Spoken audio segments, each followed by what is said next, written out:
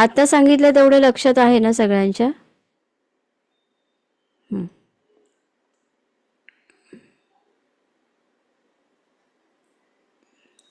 Yes. अजून काही questions आहेत कोणाचे?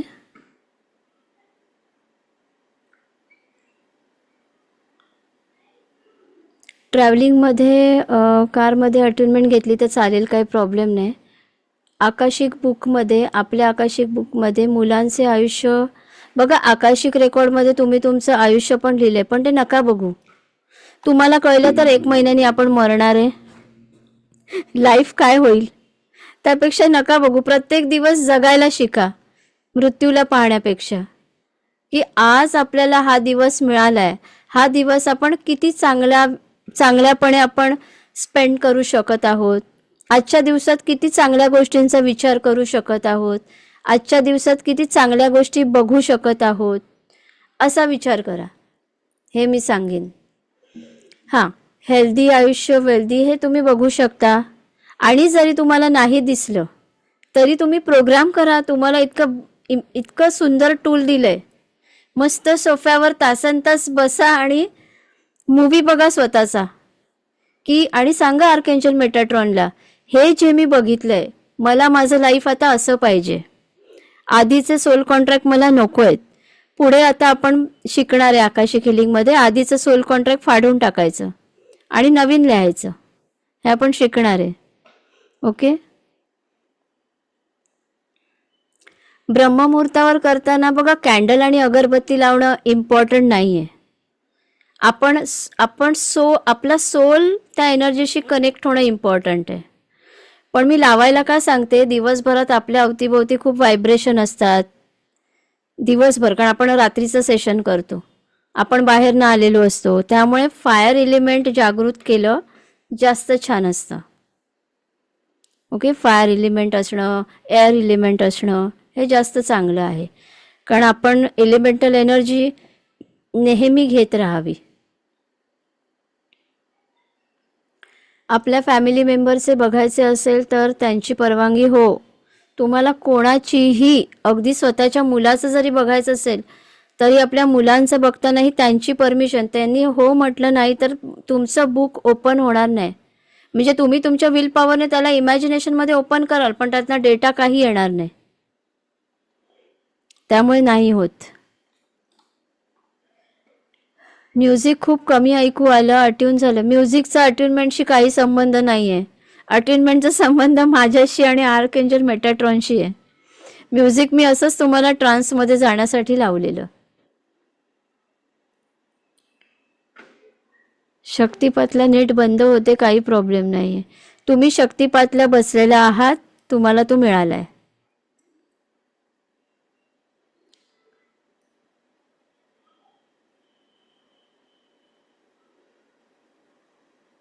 डोके दुखतं आहे तर काही प्रॉब्लेम नाही आहे, काळजी करू नका.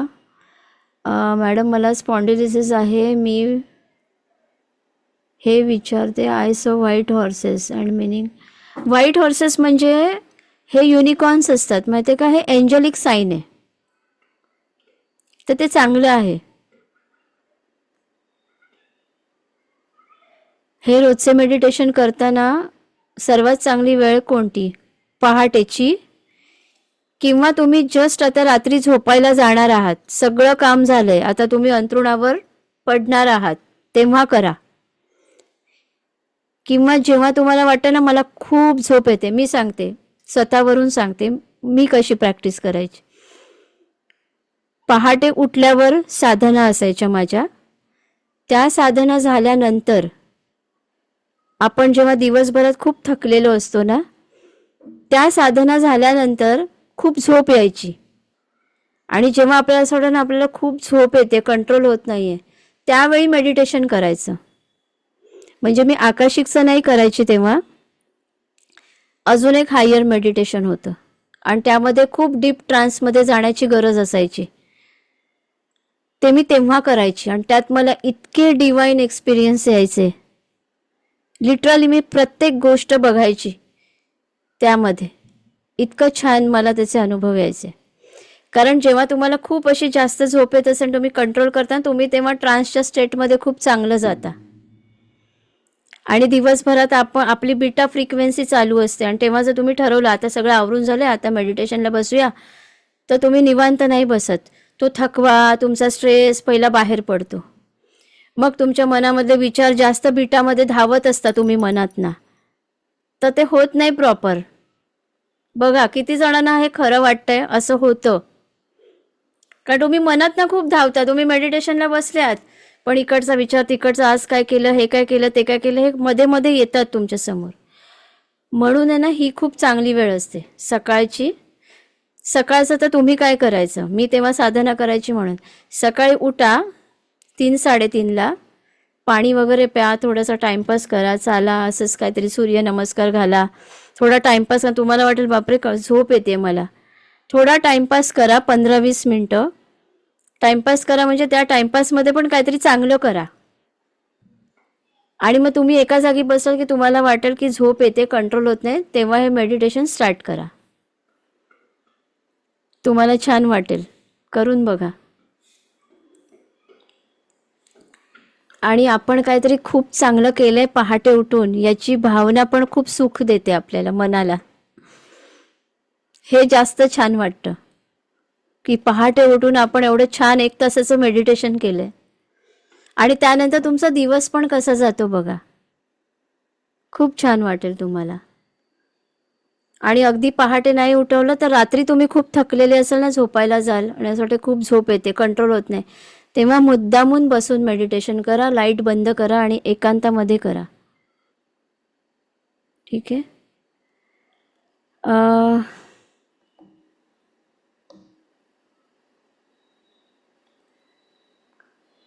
तब्येतबद्दल विचारू शकता ना.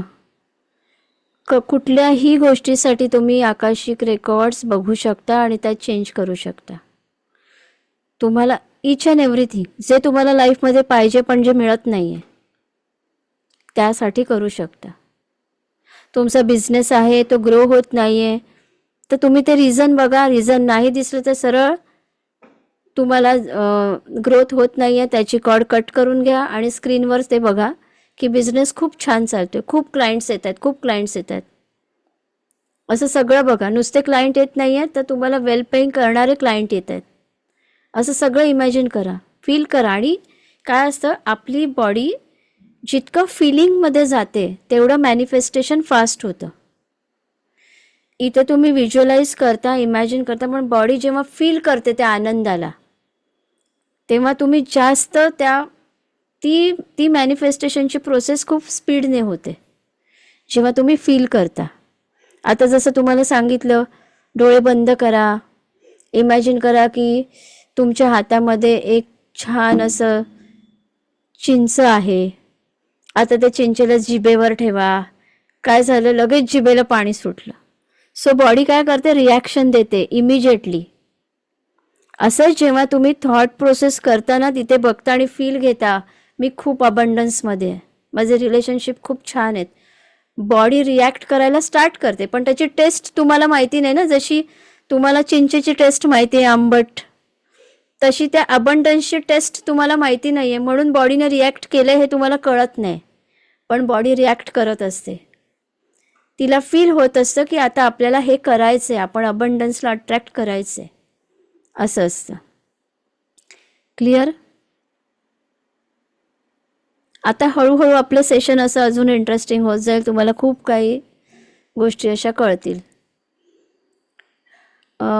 कालचे मेडिटेशन करताना पण ओपनिंग प्रेयर झालं की क्लोजिंग प्रेयर बोलायची का? हो, तुम्हाला मी पाठवली आहे त्यासाठी लगेच क्लोजिंग प्रेयर, कारण तुम्ही क्लोजिंग प्रेयर ही बोललीच पाहिजे. आकाशिक रेकॉर्ड ओपन केल्यावर क्लोज करणं खूप इम्पॉर्टंट असतं.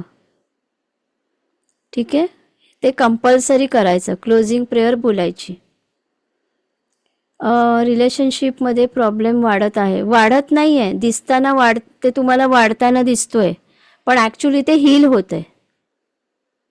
ओके.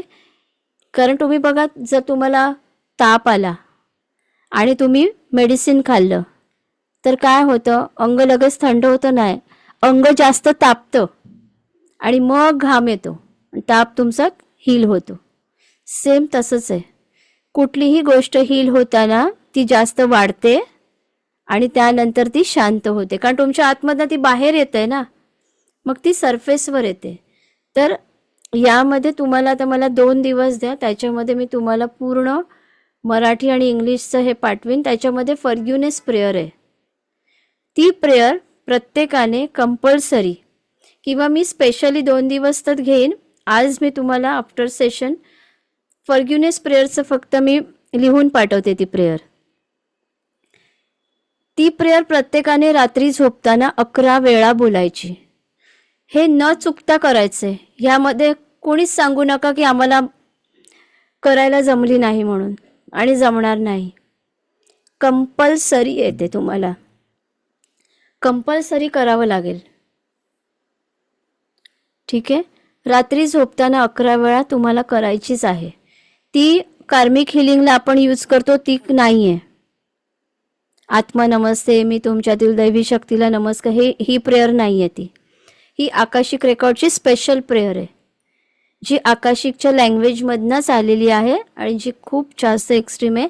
त्यामुळे ती इतर कोणालाही दिली जात नाही. माझे फक्त आकाशिकचे क्लायंट्स आहेत त्यांनाच देते मी, आणि आता आपल्या आकाशिक रेकॉर्डच्या वर्कशॉपमध्ये. त्यामुळे तुम्हाला ती बोलायची रोज. ओके. त्यानंतर आपल्याला कॉन्ट्रॅक्ट चेंज करण्यासाठी, ॲन्सेस्टर ब्लेसिंगसाठी असे खूप वेगवेगळ्या प्रेयर्स आहेत. त्या तुम्हाला स्टेप बाय स्टेप सांगितल्या जातील कशा बोलायच्या.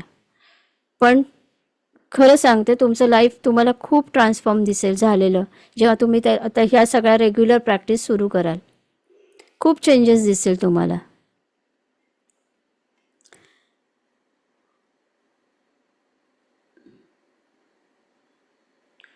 प्रत्येक वेळी PLRमध्ये वेगवेगळे दिसतं, हो, पण प्रॉब्लेमचं उत्तर मिळत नाही. ठीक आहे, वेगवेगळं दिसतंय तर तुम्ही बघा. आणि जर्नलिंग किती जणांनी सुरू केलं? जर्नल करायला सुरू करा. एक बुक पेन घ्या, जे दिसतंय लगेच लिहून काढा की आज तुम्ही काय पाहिलं. आजची डेट, तुम्ही आज केलं मेडिटेशन, आजची डेट टाका आणि आज तुम्ही काय पाहिलं हे तुम्ही बघा. ठीक आहे. आणि PLR जेवढं दिसतंय बघा, वेगवेगळं दिसतंय बघण्याचा प्रयत्न करा. तुम्हाला ही स्टार्टिंग आहे. हळूहळू तुम्हाला डीप डीप डीप दिसायला सुरू होईल. प्रॉब्लेमचं उत्तर नाही मिळत ते सोडून द्या. प्रॉब्लेमवर डायरेक्ट सोल्युशन करा स्क्रीनवर बघून. रिट्रीटला येण्यासाठी मॅनिफेस्ट करू शकतो का? हो, तुम्ही स्क्रीनवर सोफ्यावर मस्त बसा आणि बघा त्या स्क्रीनमध्ये की तुम्ही रिट्रीटला आलेले आहात. तिथे तुम्ही काय काय करत आहात, मेडिटेशन करत आहात, व्हाईट कपडे घातलेले आहेत, मॅडम सर्टिफिकेट देत आहेत शेवटच्या दिवशी, सोल ग्रुप आहे छान. हे सगळं बघा आणि तुम्हाला अनुभव येईल की हे मॅनिफेस्ट होतंय तर सगळंच मॅनिफेस्ट होईल. 21 डेज गायडेड मेडिटेशनच फॉलो करायचं ना? हो, आता सध्या तुम्ही हे फॉलो करा. तुम्हाला एक आयडिया यायला, नंतर तुम्हाला स्टेप्स कळणार आहेत की आपण आता काय करायचं आहे, मग काय करायचं आहे. मग तुम्ही आणि आपण त्याची प्रॅक्टिस पण घेणार आहे. ओके.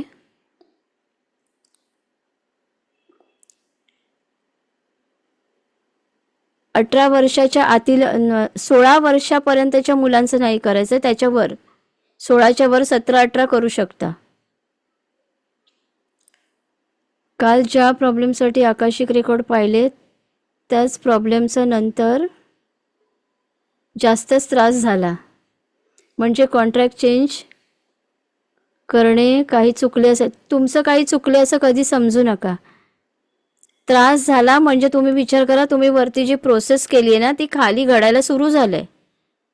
कधी कधी तुम्हाला सिच्युएशन दिसताना वर्स्ट दिसते, पण त्यामागे काहीतरी पॉझिटिव्ह असतं. तर आज पुन्हा सेम करा, उद्या पुन्हा सेम करा आणि फॉरगिवनेस मागा. तुम्ही जेव्हा रिलेशनशिपवर काही काम कराल, तुम्ही रात्री फॉरगिवनेस मागा त्या व्यक्तीला डोळ्यासमोर आणून. जर क्लायंटने डेट विचारले तर सांगायचं नाही सांगणार. मला विचारतात ना, मी नाही सांगत. मी सांगेन तुम्ही डेथचा विचार कशाला करताय, तुम्ही जगून घ्या, मी असं सांगते.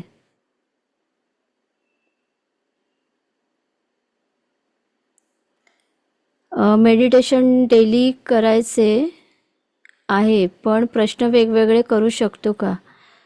हो, करू शकता. पण तुम्हाला आता एखादा समजा फायनान्शियल प्रॉब्लेम आहे, तर पहिल्यांदा तुम्ही त्या फायनान्शियल प्रॉब्लेमला रिझॉल्व तरी करा. तर रोज तुम्ही नवीन प्रश्न विचारू शकता की हां, माझा या प्रॉब्लेम आहे, याचं उत्तर काय आहे, तुम्हाला दिसेल. पण आता तुम्ही एक प्रॉब्लेम घेऊन तुम्ही रिझॉल्व करण्यासाठी पहिल्यांदा 21 डेजची प्रॅक्टिस करा. दुसऱ्या दिवशी तुम्ही प्रॉब्लेम विचारा, पण स्क्रीनवर बघताना जेव्हा तुम्ही जो एक पहिला प्रॉब्लेम घेतलाय त्यालाच पहिल्यांदा रिझॉल्व करा डेली. प्रॉब्लेम तुम्ही आकाशिकमध्ये रोज वेगवेगळे बघू शकता, काही प्रॉब्लेम नाहीये.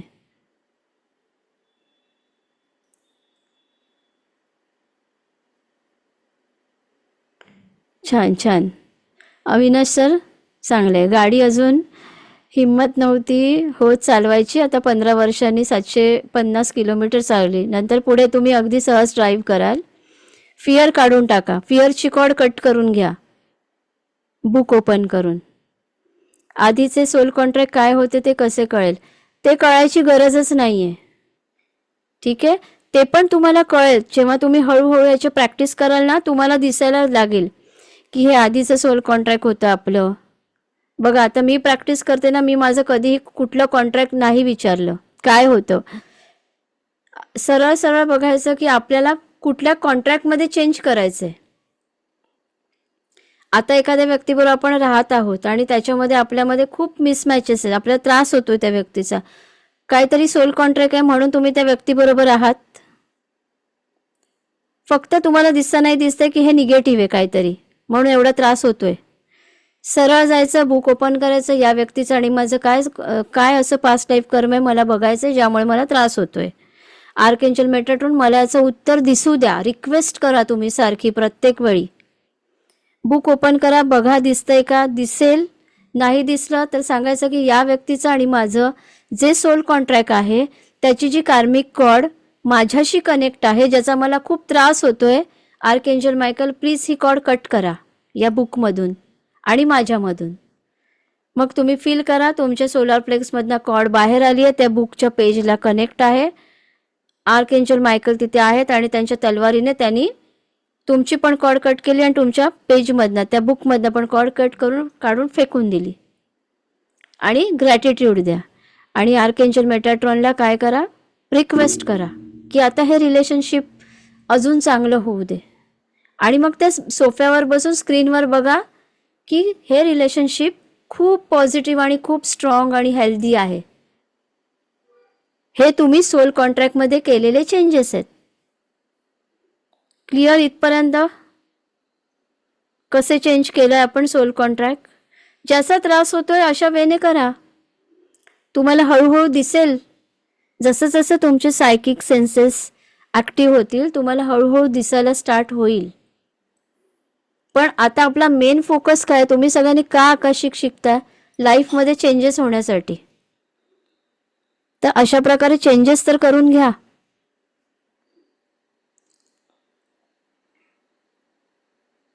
ज्यांनी लेट जॉईन केलंय आणि ज्यांचा शक्तिपात नाही झालाय, नेक्स्ट सॅटर्डे आपण पहिल्यांदा शक्तिपात करू. मला आठवण करा की आज आपण पहिल्यांदा शक्तिपात करणार आहोत. तर आपण पहिल्यांदा शक्तिपात करू आणि नंतर मग सेशनला सुरुवात करू.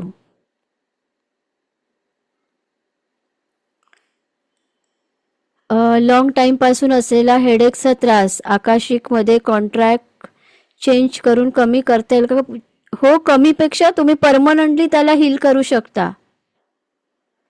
सांगा, परमनंटली हील करा अशी प्रार्थना करा.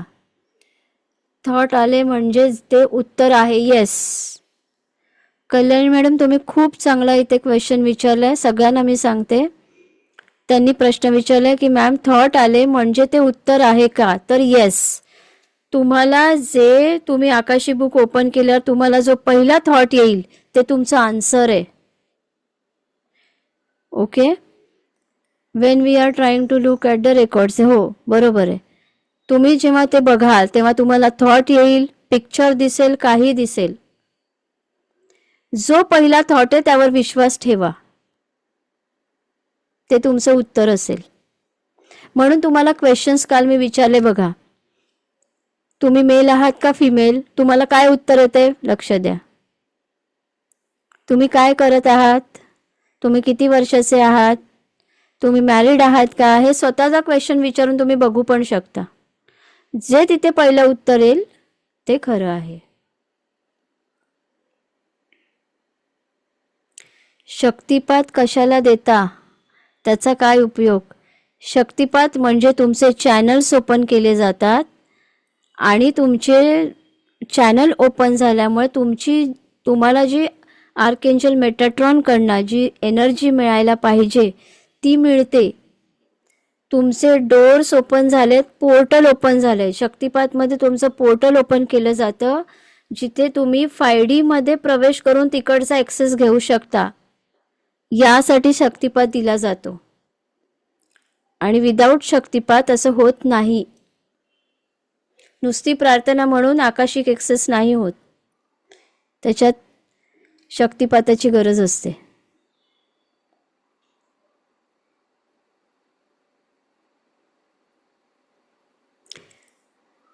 न्यू पॉडकास्ट 21 जूनला रिलीज होणार आहे. रिलीज झाल्यावर पहिल्यांदा मी आपल्या ग्रुपवर टाकीन. सगळे वाट बघतायत. आपली मध्येच रिट्रीट आली आहे आणि रिट्रीटची खूप तयारी असते. त्यासाठी मी थोडंसं डेट माझी लांबवली आणि त्यांना 21 जून दिली. हे सोल कॉन्ट्रॅक्ट आता चेंज केलं आणि जे आपण अबंडन्स आणि प्रॉस्पॅरिटी, रिच रिलेशनशिप्स हे आता सर्व बघितले. बट ते अचीव होत असताना नेक्स्ट जन्मामध्ये सुद्धा सर्व येते का? जे तुम्ही वरती लिहिलेले आहे तेच तुम्ही खाली घेऊन आलेले आहात. आता तुम्ही तुमच्या सोल कॉन्ट्रॅक्टमध्ये जे चेंजेस करणार ते तुमच्या आत्ताच्या लाईफमध्ये होणार आणि पुढेही तुम्ही तेच घेऊन जाणार. ओके, तर तुम्ही कर्म सोडता. बघा, तुमचं कुठेतरी कार्मिक पॅटर्न चेंज होण्याच्या तयारीत आहे, म्हणूनच तुम्ही आकाशिकमध्ये आलात. प्रत्येकजण आकाशिकमध्ये आला का? नाही. तुमची कर्म बदलण्याची वेळच आलेली होती म्हणून तुम्ही हे चूज केलं की मला आकाशिकपर्यंत पोचायचंय. प्रत्येकाला ही इच्छा नाही होणार. ज्यांची वेळ आली आहे तेच तिथपर्यंत पोहोचणार. ओके, आता तुमची वेळ आली आहे म्हणून आत्ताची ही जी वेळ जे तुम्ही शिकता हे तुमचे.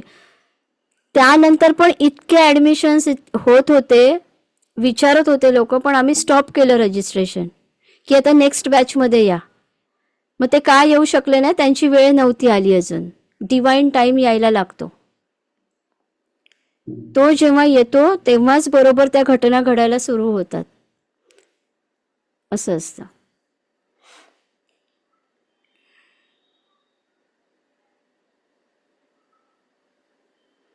मला इथे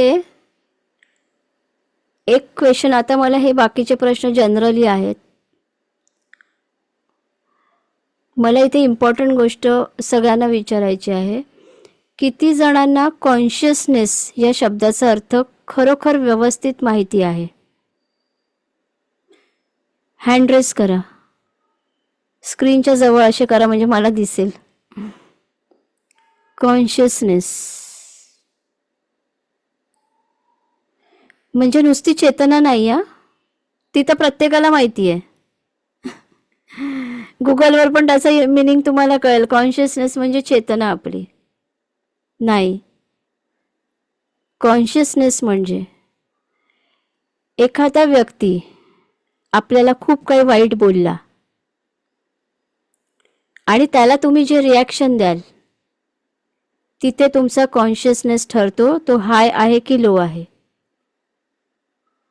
एखाद्या व्यक्तीला आपण किती वाईट बोलत आहोत इथे आपला कॉन्शियसनेस ठरतो लो आहे का हाय आहे. एखाद्या व्यक्तीला वाईट बोलला पण त्या व्यक्तीचा कॉन्शियसनेस ऑलरेडी हाय आहे. तो काय म्हणणार? जाऊ दे, जाऊ दे, लेट गो, माझंच काहीतरी कर्म असेल, फॉरगिव्हनेस देईल, कॉर्ड कट करेल आणि तो शांत राहील. तो त्याला रिॲक्शन द्यायला जाणार नाही की तू माझ्याबद्दल असं का बोलला, हे द्यायला जाणार नाही. इथे आपला कॉन्शियसनेस ठरतो. एखाद्या व्यक्तीबद्दल सतत आपण जेव्हा निगेटिव्ह विचार करतो किंवा या ज्या छोट्या छोट्या निगेटिव्ह गोष्टी आपण करतो ना, तिथे आपला कॉन्शियसनेस ठरतो. हायर कॉन्शियसनेस म्हणजे हायर व्हायब्रेशन. आणि जितके तुम्हाला व्हायब्रेशनला हाय ठेवायचं असेल तर तुम्हाला या छोट्या छोट्या गोष्टींकडे लेट गो करावं लागेल, दुर्लक्ष करावं लागेल, इग्नोर करावं लागेल की कोण आपल्याबद्दल काय बोलते. कारण जेव्हा तुम्ही हाय व्हायब्रेशन करता, तुम्ही मूलाधारपासून स्वाधिष्ठान, स्वाधिष्ठानपासून मणिपूर, मणिपूरवरून हार्ट, असे स्टेप्स पुढे पुढे वर जाता. आज्ञा, इथे आल्यावर जर्नी आपली तरी थांबते. मी माझी पण इथे थांबवली आहे, कारण मला संत नाही व्हायचे. कारण फॅमिली आहे आपली. आपण फॅमिली सोडून हिमालयात जाऊन आता नाही बसू शकत आहे. हिमालयात जाऊन बसतात ते इथे आलेले असतात सहस्रारपर्यंत. ओके, ही माझी चॉईस आहे की मला अजून तरी सहस्रारपर्यंत नाही जायचं. 2 मुलींना लहानाचं मोठं करायचं, ही माझी चॉईस आहे.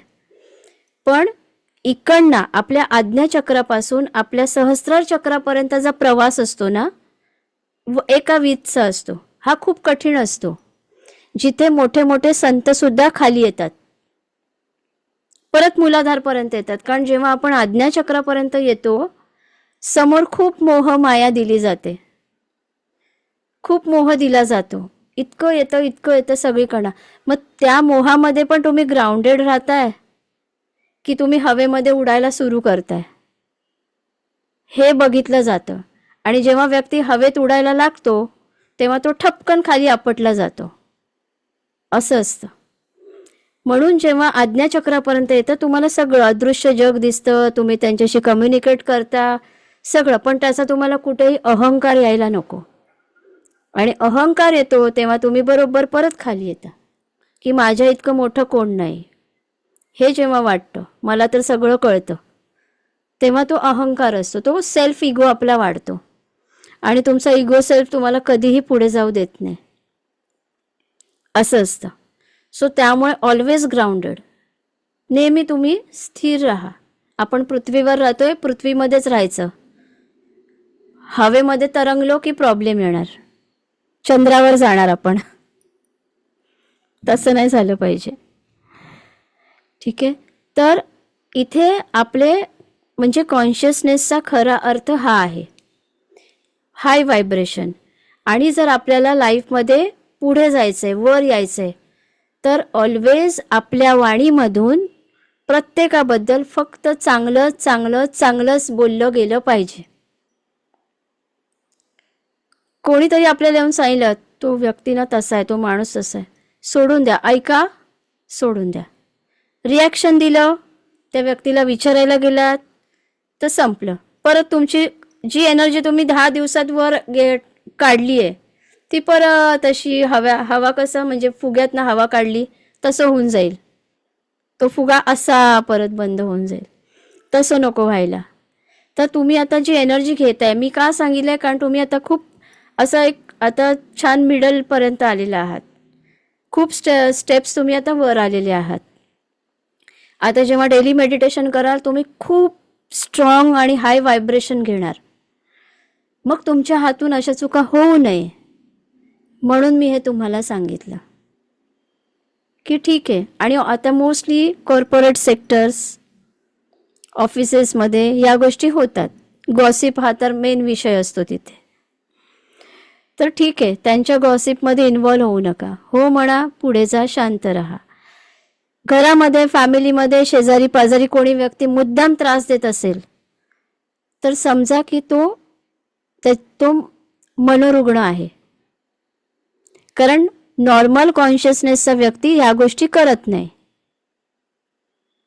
मनाने तो आजारी आहे असं समजा आणि त्याला माफ करा. हे केलं तर तुम्हाला समाधान, आपण कोणाबद्दल वाईट विचार करत नाही याचं पण समाधान, आणि आपले व्हायब्रेशन पण छान राहतात. क्लिअर?